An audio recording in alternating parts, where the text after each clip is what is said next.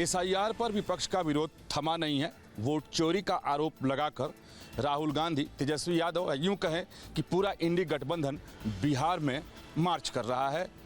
राहुल गांधी एक जिले के बाद दूसरे जिले में पहुंचकर एनडीए को घेरने में और मोदी सरकार को घेरने में कोई कोताही नहीं कर रहे हैं। और इसी बीच बिहार के 3 लाख मतदाताओं को नोटिस इशू किया गया है और उन मतदाताओं को नोटिस दिया गया है जिनकी नागरिकता संदिग्ध मिली है। बिहार के सीमांचल में रहने वाले बांग्लादेश, नेपाल, म्यांमार और अफगानिस्तान के मतदाताओं को ये नोटिस भेजा गया है और उन्हें तत्काल प्रभाव से दस्तावेज पेश करने के लिए कहा गया है। यानी वो नागरिक हैं तो नागरिकता के दस्तावेज उनको पेश करने होंगे। अगर वो नागरिकता के दस्तावेज पेश करने में नाकाम होंगे तो उनका नाम मतदाता सूची से कट जाएगा। आपको बता दें कि 1 अगस्त को चुनाव आयोग के द्वारा मतदाता सूची का मसौदा जो जारी किया गया था उसमें इन 3 लाख लोगों के नाम भी प्रकाशित किए गए थे, लेकिन दस्तावेज की जांच में ये संदिग्ध पाए गए क्योंकि बहुत सारे कागजात या तो ये जमा नहीं किए या किए तो उस पर अधिकारियों को संदेह हो गया, जिसके बाद 3 लाख लोगों को नोटिस जारी करके दस्तावेज जमा करने के लिए कहा गया है। सहयोगी राकेश रावत के साथ विकास चंद्र, न्यूज़ स्टेट, उत्तर प्रदेश, उत्तराखंड। बिहार की पिच पर अब सपा प्रमुख अखिलेश यादव भी उतरने वाले हैं। देखिए, एसआईआर को लेकर वोट अधिकार यात्रा जो है वो राहुल गांधी और तेजस्वी यादव की पूरी बिहार में चल रही है। अब ऐसे में 2 दिन की यात्रा में खुद अखिलेश यादव जो है वो सम्मिलित होने वाले हैं। शुक्रवार और शनिवार को अखिलेश यादव जो हैं वो राहुल गांधी और तेजस्वी यादव के साथ बिहार में वोट अधिकार यात्रा में शामिल होंगे। अब ऐसे में आरा, छपरा और सारण, सिवान ये ऐसे जिले हैं जिसमें राहुल गांधी के साथ खुद सपा प्रमुख अखिलेश यादव जो है वो शामिल होने वाले हैं। अखिलेश यादव के शामिल होने से ये बात साफ हो जाएगी कि विपक्ष जो है वो पूरी तरीके से एकजुट है। बिहार में वोटर लिस्ट में लेकर जो गड़बड़ी आई, जो एसआईआर को लेकर विरोध जो राहुल गांधी ने किया और इसके साथ कई बड़ी हस्ती जो है वो राहुल गांधी की इस यात्रा में जुड़ते हुए नजर आए, चाहे वो एम के स्टालिन हो, प्रियंका गांधी वाड्रा हो, तमाम बड़े नेता हो। हमें खुशी है कि अवध से हम लोगों ने बाहर किया बीजेपी को। अब मगध के लोगों की जिम्मेदारी है भारतीय जनता पार्टी को बाहर करने की।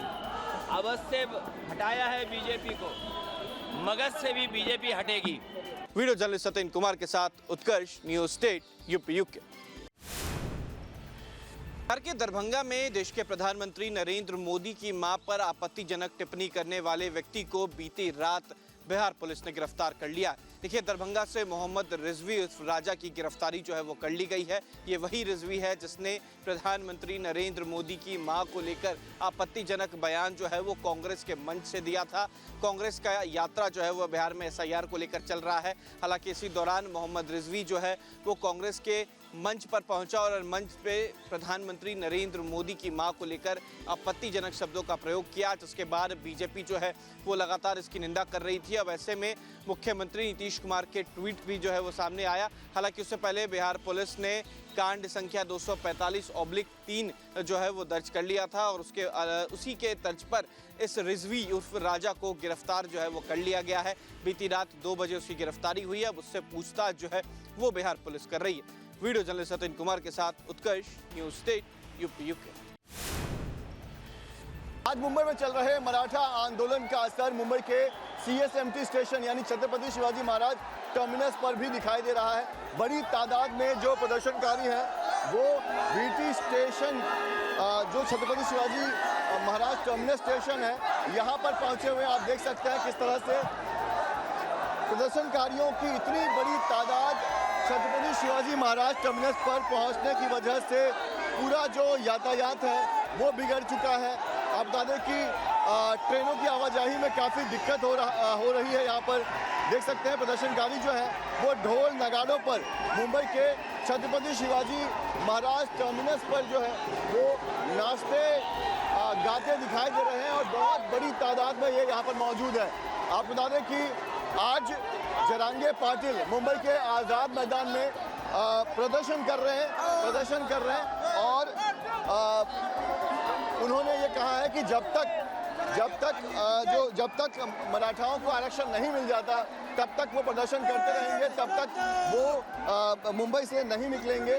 और इस बीच पूरे महाराष्ट्र से जो प्रदर्शनकारी मुंबई आए हुए हैं वो किस तरह से जगह जगह पर फैल गए हैं। आप बता दें कि पहले ही मुंबई की सड़कों पर ट्रैफिक जाम जैसी समस्या है, दक्षिण मुंबई के कई सारे रास्तों को बंद कर दिया गया है। वहीं अब मराठा आंदोलन से जुड़े ये जो प्रदर्शनकारी हैं जो कि महाराष्ट्र के अलग अलग इलाकों से यहाँ पर आए हैं, उनकी भीड़ कैसे मुंबई के छत्रपति शिवाजी महाराज टर्मिनस को जाम कर चुकी है। ट्रेनों में खचाखच ये लोग भरे हुए हैं, जिसकी वजह से यात्रियों को भी दिक्कतों का सामना करना पड़ रहा है। वीडियो जर्नलिस्ट सिद्धेश वाजगे के साथ पंकज मिश्रा, मुंबई। इस समय हम राजस्थान की नावा सिटी में मौजूद हैं, जहां पर देश का पहला बुलेट ट्रेन ट्रायल ट्रैक का निर्माण हो रहा है और जल्द उम्मीद ये लगाई जा रही है कि जनवरी तक ये ट्रैक देश के सामने होगा।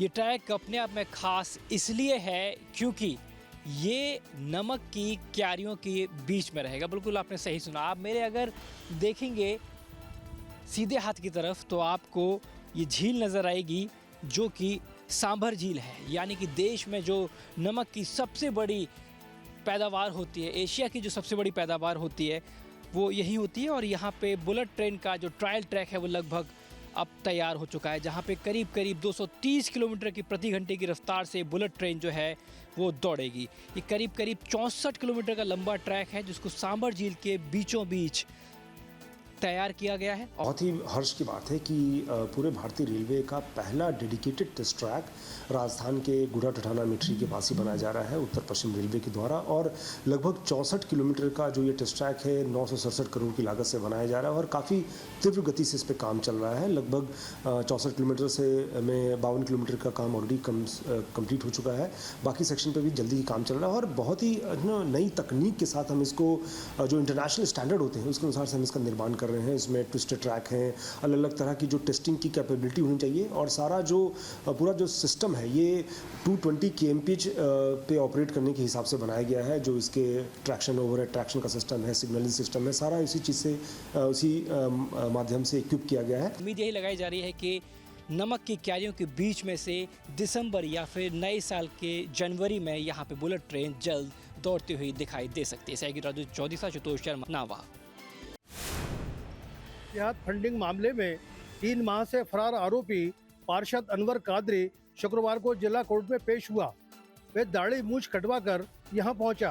कादरी पुलिस की मौजूदगी में कोर्ट आया तो लोगों का आक्रोश फूट पड़ा। भीड़ ने उसकी ओर मारपीट के इरादे से बढ़ने की कोशिश की, लेकिन पुलिस ने तत्परता दिखाते हुए उसे चारों ओर से घेरकर कोर्ट कक्ष तक सुरक्षित पहुंचाया। अनवर कादरी पर 20,000 रुपये का इनाम घोषित था। पुलिस ने उसकी तलाश में दिल्ली सहित कई स्थानों पर छापेमारी भी की थी।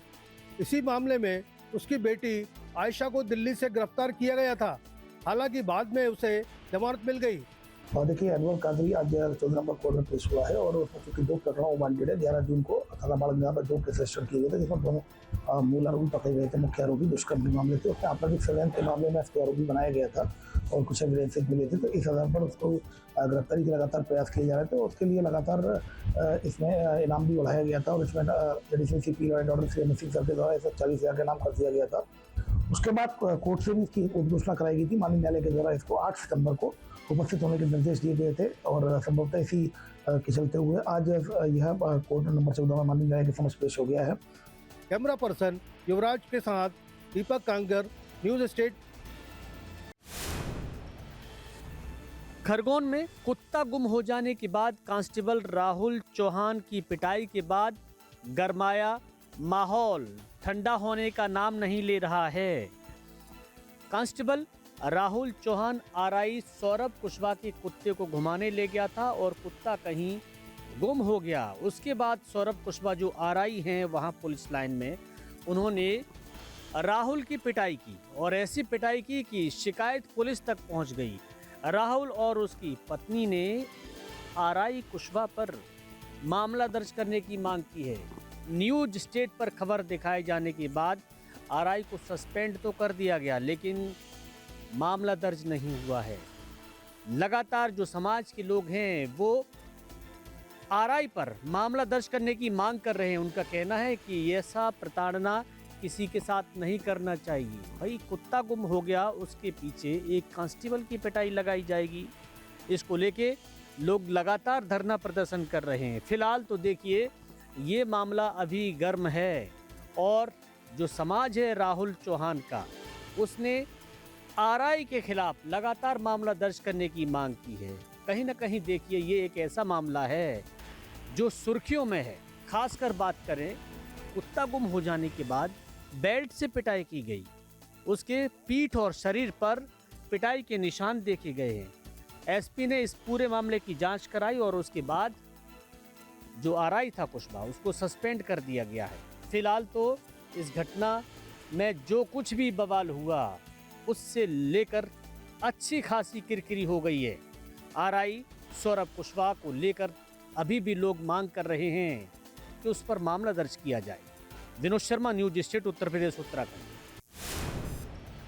संभल हिंसा से जुड़ी बड़ी खबर। मुख्यमंत्री योगी आदित्यनाथ को जो 3 सदस्यीय टीम, न्यायिक जांच आयोग टीम ने जो 450 पन्ने की रिपोर्ट सौंपी थी, उसमें बड़ा खुलासा हुआ है। बताया जा रहा है कि अमेरिका से पाकिस्तान तक निकला कनेक्शन, जिसको सूत्रों के अनुसार ये भी जानकारी मिल रही है कि इंटरनेशनल टेरर खौफनाक के मसला सामने आया है। संभल से गजब ये हिंदू का मुसावा उजागर हुआ है। न्यायिक आयोग रिपोर्ट में आतंकी नेटवर्क, दंगों से पीछे के खौफनाक साजिश उजागर की गई है। जो 450 पेज पन्ने की जो रिपोर्ट थी, जो न्यायिक आयोग जांच टीम ने जो मुख्यमंत्री को सौंपी थी, उसमें तमाम साजिश उजागर हुई है। सूत्रों के हवाले से इस वक्त की बड़ी खबर, जो कि अलग जैसे खौफनाक आतंकी संगठनों का नेटवर्क, वैसे आतंकियों का टॉप 10 लिस्ट का संभल में कनेक्शन निकला है। अमेरिका का टॉप 10 लिस्ट में संभल के मौलाना आसिम अमर और अहमद रजा उर्फ शाहरुख मोहम्मद आसिफ को संभल से आके आतंकी बताए जा रहे हैं कहीं ना कहीं, जिसको लेकर के जो न्यायिक जांच आयोग की टीम ने 450 पन्नों की रिपोर्ट सौंपी थी, उसमें बड़े सूत्रों के हवाले से बड़े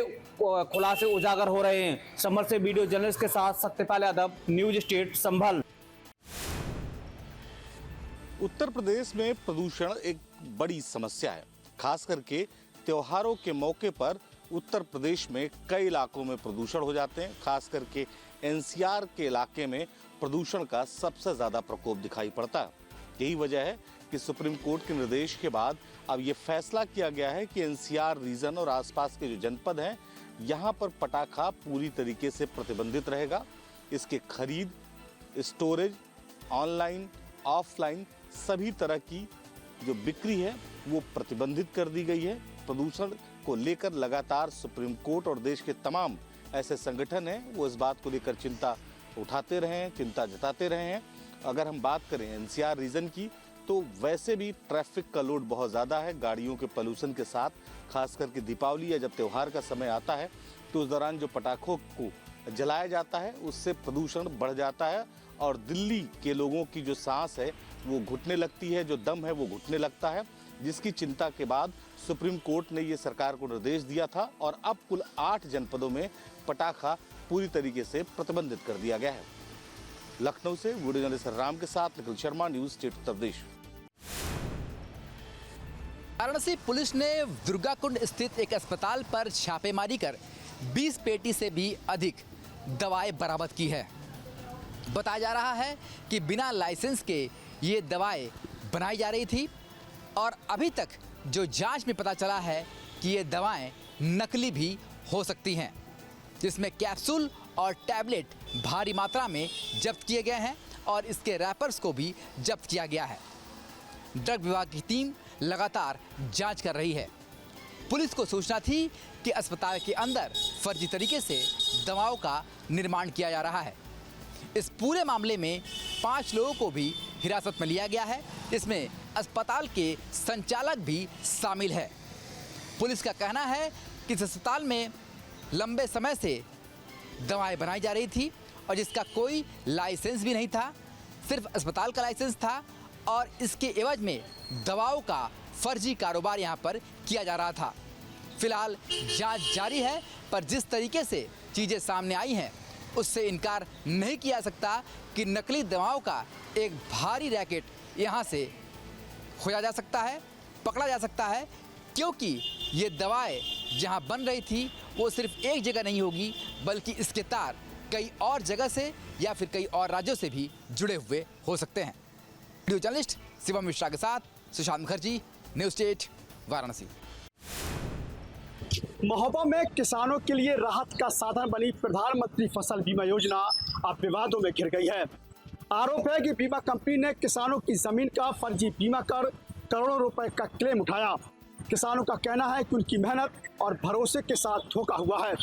जिला प्रशासन ने बीमा कंपनी के जिला प्रबंधक और अन्य अज्ञात व्यक्तियों के खिलाफ मुकदमा दर्ज कर जांच शुरू कर दी। पिछले साल फसल बीमा हुआ था, उसमें किसानों द्वारा लगातार धरना प्रदर्शन और जानकारी दी जा रही थी।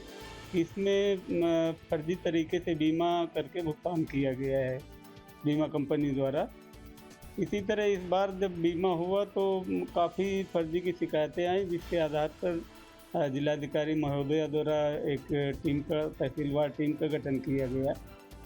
उस टीम द्वारा जब जांच की गई तो कंपनी की संलिप्तता थोड़ा सा प्रतीत हुई। लेकिन आरोपियों की गिरफ्तारी नहीं होने से किसान अभी भी आंदोलन की चेतावनी दे रहे हैं। Irfan Pathan, news state Uttar Pradesh, Mahoba. वाराणसी में एक अनोखा मेला लगता है जिसे निसंतान दंपतियों का मेला कहा जाता है। दरअसल वाराणसी के लोलार कुंड में ये मान्यता है कि लोलार षष्ठी के दिन अगर यहाँ पर दंपति स्नान करते हैं तो उन्हें संतान सुख प्राप्त होता है। तस्वीरों में आप देख सकते हैं ये अति प्राचीन लोलार कुंड है, जहाँ पर ये मान्यता है सदियों से कि जो भी यहाँ पर दंपति आकर स्नान करता है उसे संतान सुख की प्राप्ति होती है।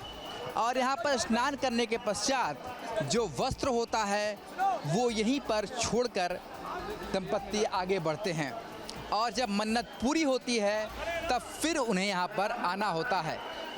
और आप तस्वीरों में देखिए यहाँ पर अधिकतर जो दंपति हैं वो संतान सुख की कामना को लेकर के यहाँ पर पहुँचे हैं। लाखों की संख्या में यहाँ पर भीड़ होती है। कुछ इस तरीके की व्यवस्थाएं की गई है, जिगजैग स्टाइल में ये लाइन है ताकि भीड़ बहुत ज़्यादा ना हो, भीड़ बेकाबू ना हो। और लाखों की संख्या में यहाँ पर जो दंपति हैं वो स्नान कर चुके हैं और सभी की यहाँ पर एक ही मन्नत होती है कि उन्हें संतान सुख की प्राप्ति हो। और इसी कामना को लेकर के दूर दूर से यहाँ पर जो भक्त हैं, श्रद्धालु हैं, वो यहाँ पर पहुँचे हुए हैं ताकि लोलार कुंड में स्नान करें। वीडियो जर्नलिस्ट शिवम मिश्रा के साथ सुशांत मुखर्जी, न्यूज़ स्टेट, वाराणसी। कुल्लू मनाली राष्ट्रीय राजमार्ग यहीं आकर के समाप्त हो जाता है या यूं कहे जल समाधि ले लेता है, क्योंकि ये है रायसेन का इलाका। रायसेन का इलाका जहां पर नेशनल हाईवे पूरी तरीके से पानी में समा गया है, व्यास नदी में समा चुका है। मेरे पीछे उफनती हुई व्यास नदी है और दूसरी तरफ पत्थरों को गिरा करके नेशनल हाईवे दोबारा से बहाल करने की कोशिश NHAI और PWD विभाग के द्वारा लगातार की जा रही है। देखिए किस तरीके से, मैं चाहूँगा कि मेरे कैमरा सहयोगी दिखाएं कि कैसे पत्थर लगातार गिराए जा रहे हैं ताकि जो ये हाईवे टूट चुका है, टूट कर के व्यास नदी में समा चुका है। रायसेन दरअसल वो इलाका है जो कुल्लू और मनाली के बीच में है। कुल्लू और मनाली जाने वाला या मनाली से आगे लेह लद्दाख जाने वाला नेशनल हाईवे फिलहाल टूटा हुआ है। अटल टनल तक कोई भी नहीं पहुंच सकता, पैदल का रास्ता भी समाप्त हो चुका। क्रेन किस तरीके से काम कर रही है, क्रेन इस लिहाज से काम कर रही है ताकि किसी भी तरीके से संभव हो तो पत्थरों को गिरा करके उन्हें सजा करके रोका जाए। और यहाँ पे PWD विभाग के कर्मचारी लगातार काम कर रहे हैं। कितने घंटे दिन में काम करते हैं? 10 घंटे काम करते हैं। 10 घंटे काम। 10 घंटे। PWD NHAI नेशनल हाईवे से किससे? नेशनल हाईवे से काम कर रहे हैं। 10 घंटे लगातार। कितने पत्थर अभी तक गिरा चुके, कितनी बार जा चुके हैं? अभी तो हमने 15-20 गाड़ी गिराई। और कब तक उम्मीद है कि नेशनल हाईवे ठीक हो जाएगा? ये तो सर 2-3 महीने से ऊपर टाइम लगेगा। कुल्लू और मनाली कट चुके हैं। कैमरा सहयोगी जैनेंद्र के साथ राहुल डबास, कुल्लू मनाली रोड, रायसेन, हिमाचल प्रदेश। राजधानी दिल्ली में आज सुबह से ही लगातार बारिश देखने को मिल रही है, जिसके चलते लगातार जाम की स्थिति भी देखने को मिल रही है। वीकडे है, शुक्रवार का दिन है, लगातार लोग पहुंच रहे हैं, दफ्तरों के लिए निकल रहे हैं। इसके साथ साथ जो जाम की स्थिति है वो परेशान करने वाली हुई है। इस समय अगर हम तस्वीरें दिखाएं आपको, गीता कॉलोनी से नोएडा जाने का जो रास्ता है वहां पर आप देख सकते हैं कि भयंकर जाम जो है वो देखने को मिल रहा है। इसके साथ साथ अगर हम बात करें, कई किलोमीटर लंबा जाम जो है इस समय आपको नजर आएगा। गाड़ियां लगातार कतारों में लगी हुई हैं और इसके साथ साथ जिस तरीके से लगातार बारिश हो रही है, इसके चलते कहीं कहीं जल भराव की स्थिति भी है, जिसके चलते ये जाम आपको देखने को मिल रहा है। तो ऐसे में अगर आप अपने दफ्तरों के लिए निकल रहे हैं तो इस बात का ध्यान रखें कि आपको बारिश का सामना जो है वो करना पड़ सकता है। इसके साथ साथ जो आपको अगर हम तस्वीरें दिखाएं तो लगातार लोगों की स्थिति आपको यहाँ पर नजर आ रही है कि किस तरीके से लगातार भारी बारिश हो रही है और उसके साथ साथ यहाँ पर जल भराव और ट्रैफिक की समस्या भी देखने को मिल रही है। इस समय अगर हम बात करें तो पूरे दिल्ली एनसीआर में बारिश देखने को मिल रही है, जिसके चलते दिल्ली के और एनसीआर जाने वाले जो तमाम रास्ते हैं, खासकर दिल्ली से नोएडा जाने वाला जो रास्ता है उसमें भारी जाम की स्थिति है। इसके साथ साथ बताएं तो मौसम विभाग की तरफ से साफ तौर पर कहा गया है कि आज दिन भर बारिश रह सकती है, यानी दिन भर बारिश का अलर्ट है। शाम को भी जब आप दफ्तरों से वापस लौटेंगे तो भी आपको जाम का सामना करना पड़ सकता है, क्योंकि बारिश जो है शाम को भी आपको देखने को मिलेगी। इसके साथ साथ कल के लिए भी बारिश का अलर्ट जारी किया गया है। तो ऐसे में अगर आप घरों से बाहर निकल रहे हैं तो इस बात का ध्यान रखें कि आपको जाम और जल भराव दोनों का सामना करना पड़ सकता है। दिल्ली के पटपड़गंज इलाके की ये पटपड़गंज विधानसभा का क्षेत्र है और एनएच से, नेशनल हाईवे से लगता हुआ क्षेत्र है। और देखिए क्या तस्वीर है, पूरी बस जो है वो बंद पड़ गई है। बेशक यहाँ पर पानी निकालने के लिए इंतज़ाम करने की कोशिश जो है वो की गई है, लेकिन तस्वीर कैसी है वो भी आप एक बार देख लीजिए कि यहाँ पानी जो है वो कितना ऊपर तक भर गया है और लोगों को अपनी वाहन लाने में, आप देखिए अगर मैं आगे जाऊंगा तो खतरा भी हो सकता है, इसलिए यहीं से आपको तस्वीर दिखा रहा हूं। और ये मुख्य मार्ग है, ऊपर नेशनल हाईवे है और यहाँ पर जो है लोग अपनी जान को जोखिम में डालकर, देखिए बाइक सवार जो हैं वो जा रहे हैं और इस तरीके से दिक्कतें, लगातार गाड़ियाँ बंद हो रही हैं, इसी तरीके की दिक्कतों का सामना करना पड़ रहा है। और देखिए ये कोशिश इनकी जारी है कि गाड़ी इनकी स्कूटी, ये बाइक निकल जाए, लेकिन आप अंदाज़ा लगाइए जब इतनी ज़्यादा पानी हो तो कैसे इनकी बाइक जो है वो निकल पाएगी। इनको ये भी समझना चाहिए, लेकिन लोग जो है समझ नहीं रहे हैं और जा रहे हैं। भैया आगे बहुत ज़्यादा पानी है, क्यों जा रहे हैं आप? भाई साहब सब जगह जाम लग रहा है, यहाँ भी जाम है, वहाँ भी जाम है। मैं तो यहाँ से जाम के चक्कर में आया हूँ, यहाँ तो और फंस गया मैं। गाड़ी बंद हो जाएगी, आप फंस जाएंगे। अब दिक्कत मैं क्या करूँ बताओ, कहीं भी जाओ चले जाओ वहाँ पे यही हाल है, बहुत बुरा हाल है सब जगह। ये हालत हो गई है कि इतना पानी ये निकले तो निकले कैसे, लोग जाएं तो जाए कहाँ, क्योंकि जाम ने लोगों की एक तरीके से कह सकें परेशानी को दोगुना तिगुना कर दिया है। हिमाचल प्रदेश में हादसे थमने का नाम नहीं ले रहे। पहले कुल्लू मनाली का संपर्क टूटा और अब चंबा में हो गया है बड़ा हादसा। चंबा जिले में 7 लोगों की मौत की पुष्टि हुई है, जबकि 9 से ज्यादा लोग घायल भी हैं और बड़ी संख्या में लापता भी। प्रशासन की तरफ से साफ निर्देश दिए गए हैं, जो जहां सुरक्षित इलाके में है वो वहीं पर ही बना रहे। संचार भी बाधित है क्योंकि ऑप्टिकल फाइबर केबल भी टूट चुकी है, बिजली की सप्लाई भी कट चुकी है और ऐसी स्थिति में घबराए हुए लोगों से प्रशासन की बस एक ही अपील है कि सुरक्षित रहे, सतर्क रहे। कैमरा सहयोगी जैनेंद्र के साथ राहुल डबास, न्यूज़ स्टेट, हिमाचल प्रदेश। जहाँ भक्ति है हर शब्द में, कथाओं में छुपे हैं दिव्य रहस्य और ज्योतिष देता है जीवन को दिशा। धर्म से जुड़ी हर बातों को जानने के लिए हमारे चैनल स्तुति को सब्सक्राइब करें। चैनल पर जाने के लिए इस लिंक पर क्लिक करें।